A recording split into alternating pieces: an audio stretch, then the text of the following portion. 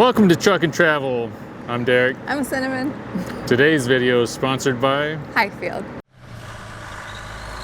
If you're interested in doing what we do and driving one of these trucks for a living, reach out to Hyfield Trucking at the link and phone number in the video description. Let them know Truck and Travel sent you. Come on. Alright guys, Cinnamon wanted to talk about a lot of cons and why you shouldn't get into trucking. Alright Cinnamon, go ahead, start us out. I do want to start off by saying that there's a lot of videos out there where everybody, and we do it too, we highlight the good things, you know, because that's what we like to share, you know, and we like the good things.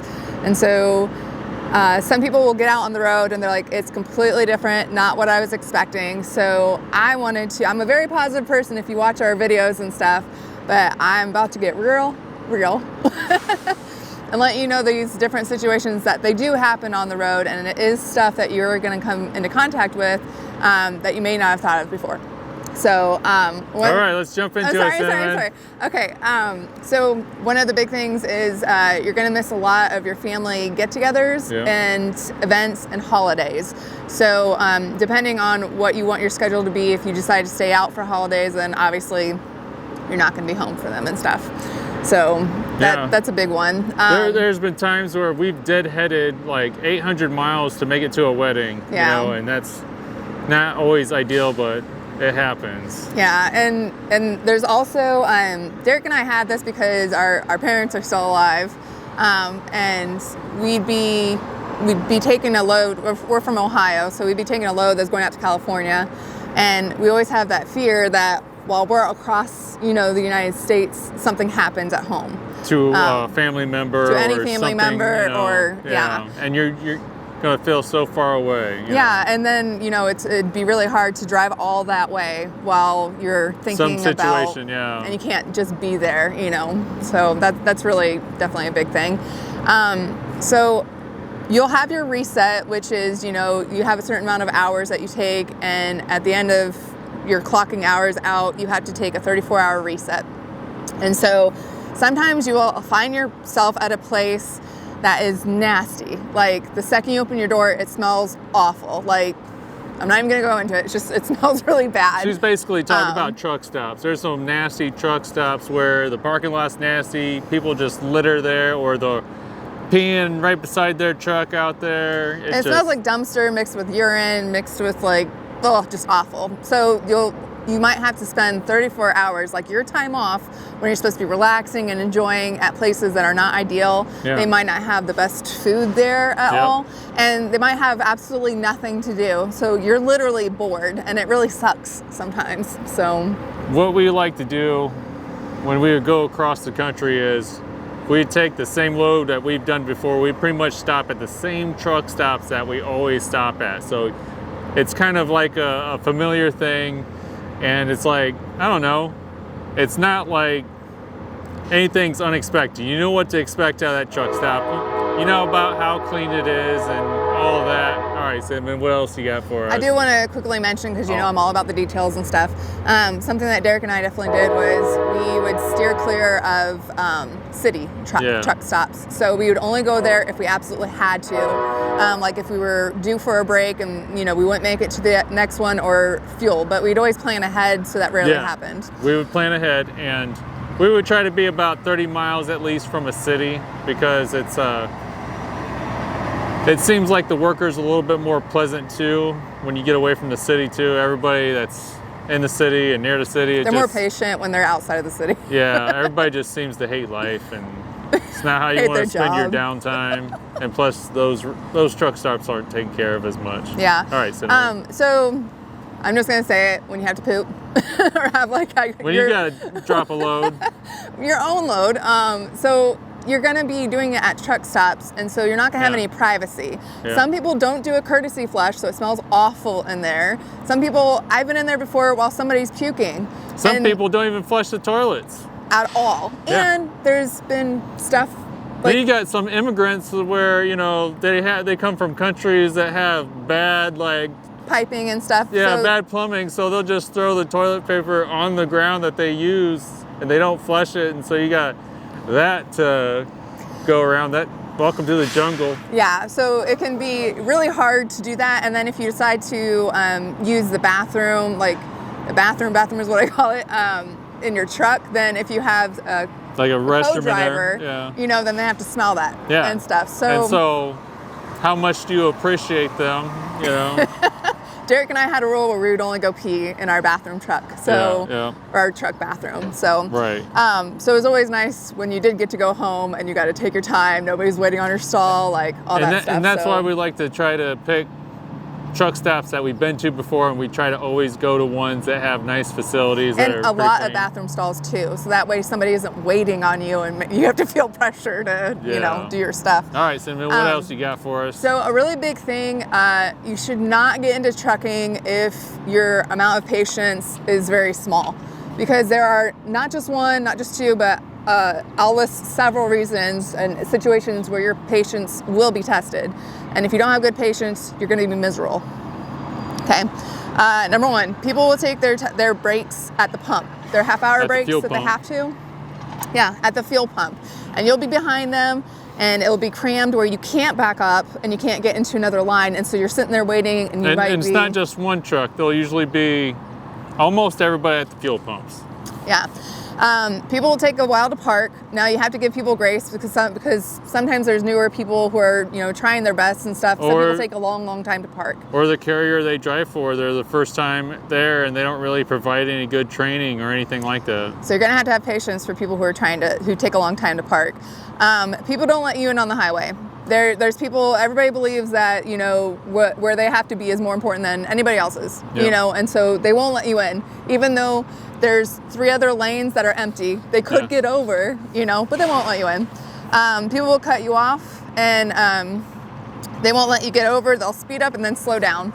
So you go to pass them because they're going slow enough, and then they'll just speed up and you're like, dude, you're making me stay in this other lane, and people behind me are getting mad. They just can't stand the idea that a truck's gonna pass them. Or my favorite is if you get over, you know, if you're in like the second lane over and then the slow lane, there's somebody who's starting to come and you put your turn signal over and you're like, okay, they're going fast enough, I need to get over so that they can, you know, pass me on this side.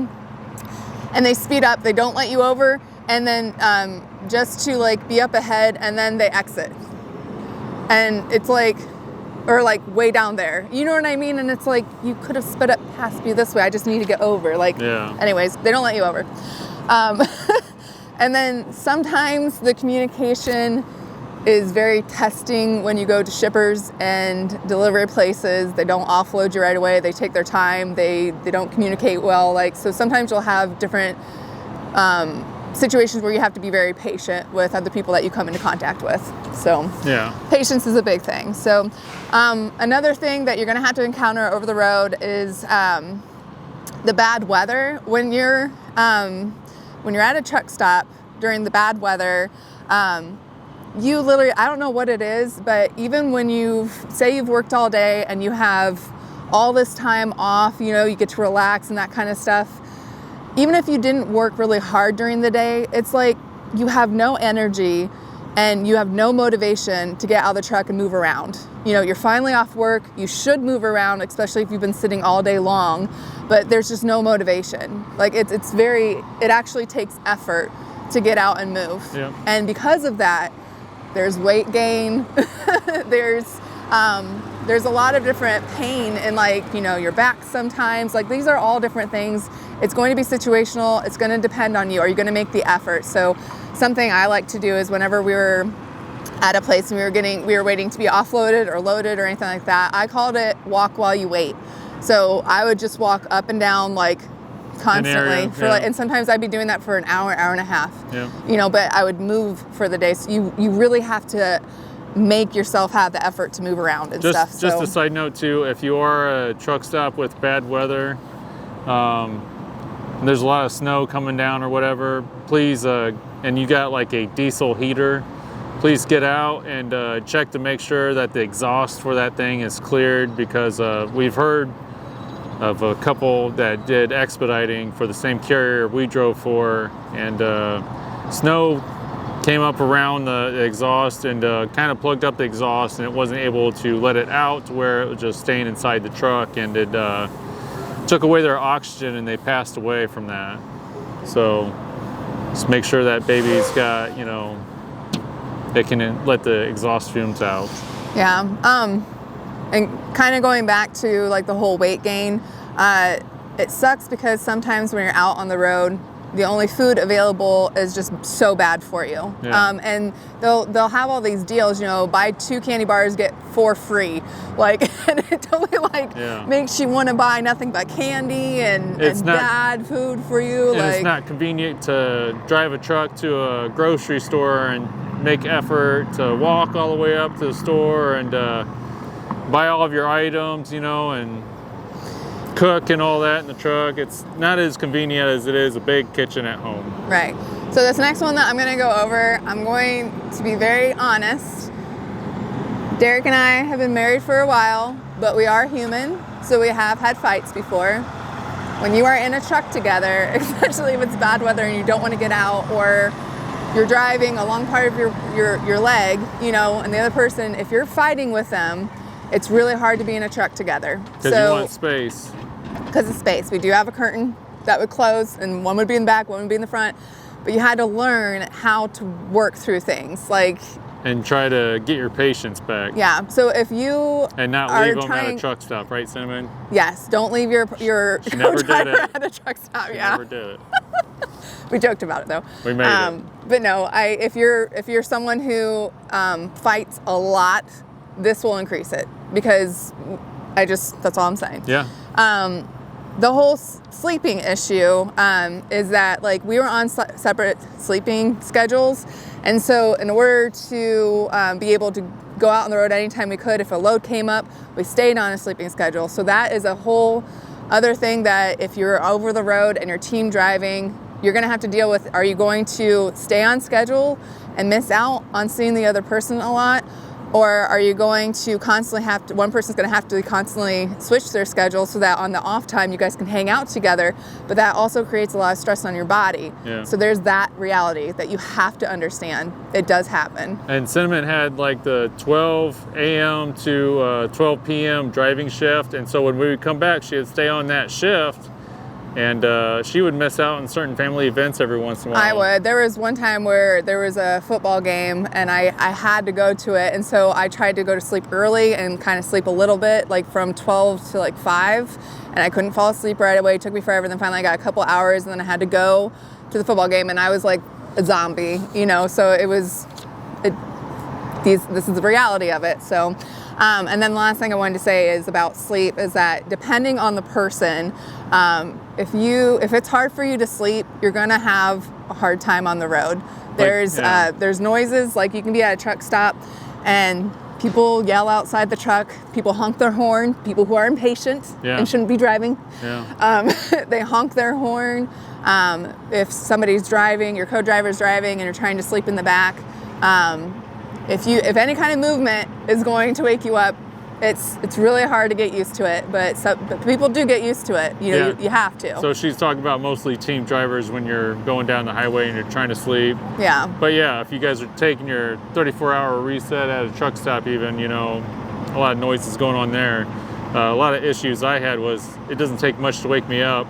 If she would exit the highway, the changing of the momentum of the speed would get me, and then going through some of these truck stops where there's pothole central, that would wake me up too. No matter how slow I went, I tried. Or I really did try. Sometimes these exits, they got a little bit of a curve to them, and that would wake me up. Or if you're driving through a construction site and then you have to go over the the bumps. And you're like, darn it, because it's not you going off road, it's you have to go. I'd instantly wake up and ask her, is everything okay? Yeah, he'd yell from the back, are you okay? And so sometimes there's that fear when, the person you're driving with, you're in the back, you can't see anything. So that's another reality too. Yeah. So I wanted to make sure that people understood, and there's plenty of other things, but I wanted breaking down and you're stuck along the interstate and then it's zooming highway and you don't even know when a tow truck's going to finally get to you. That's awful. You have to be able to adapt to a lot of things. Plans change,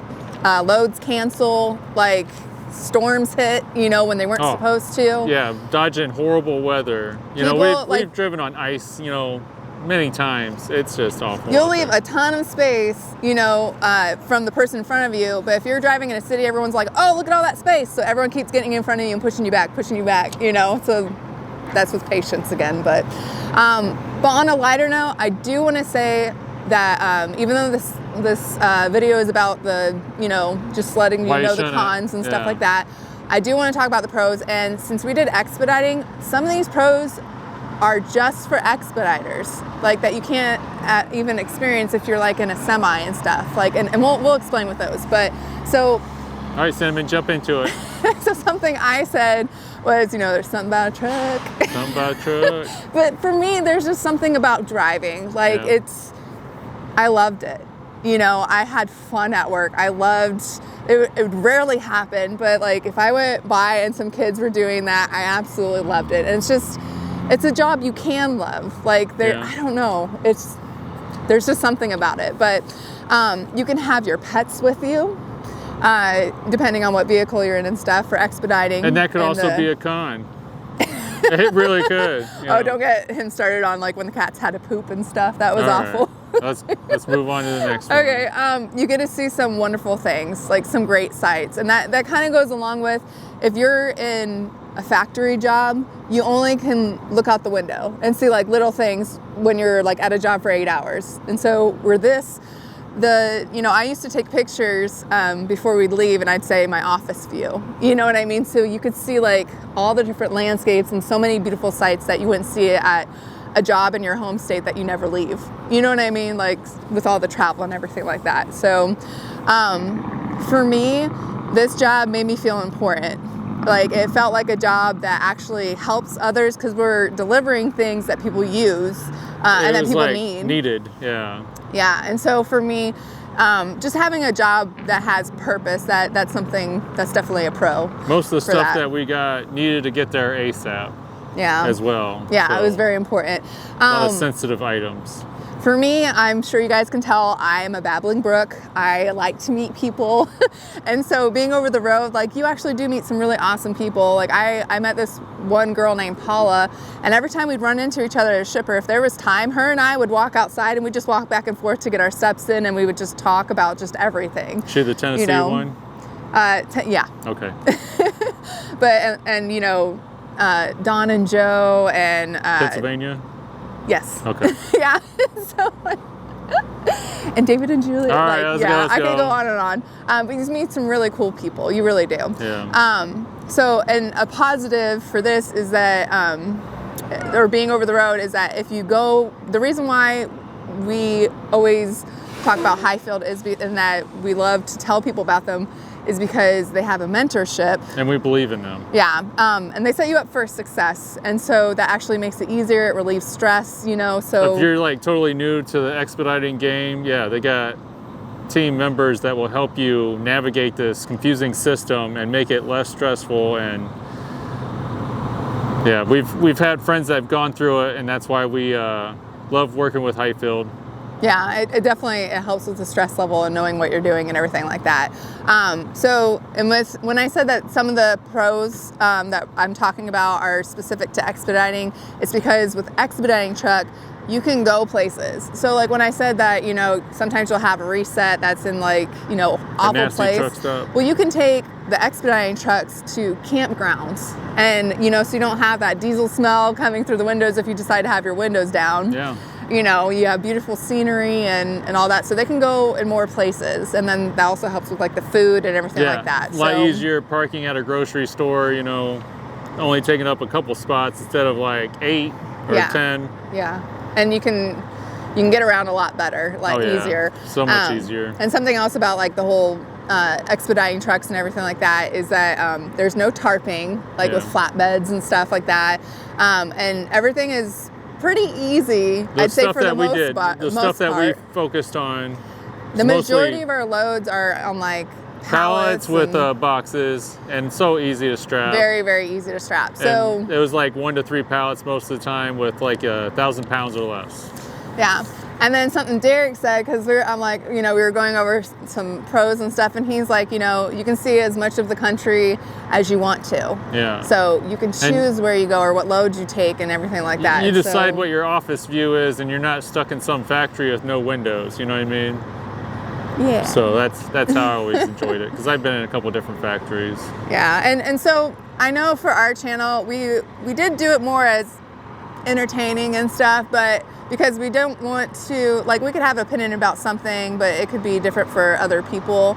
So we didn't want to put our opinion out there too much, just in case, you know. Didn't want our opinion to be somebody else's without them actually making up their own mind. But I did want to do this video because I wanted to make you aware of some stuff, which I'm pretty sure that anybody who's been in the trucking can relate to some of these things, if not all of them. Yeah. So if you can, comment and let me know, or anything else that you want to add, you know, that you want people who are new to it to understand that. Trucking or expediting or hotshot or RV transport isn't for the faint of heart. No. You got to have some grit, and you really got to love it. You really do.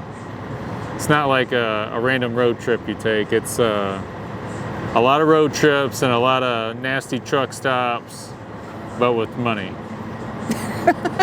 Yeah.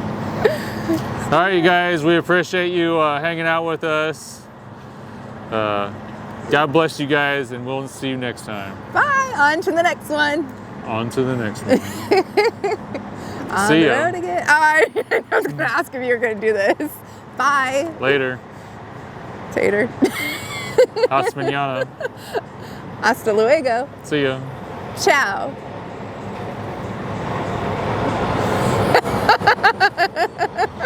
Adios. Did we say that already? I don't know. Bye-bye. Peace. Ah, dang it. All right, guys, we'll talk to you later. Bye. He's got the boom boxes.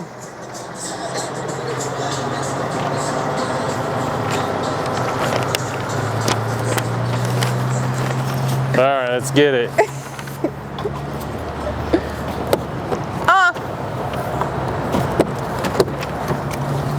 Tried to open up the door, didn't you? I did. You actually locked it this time. Good job.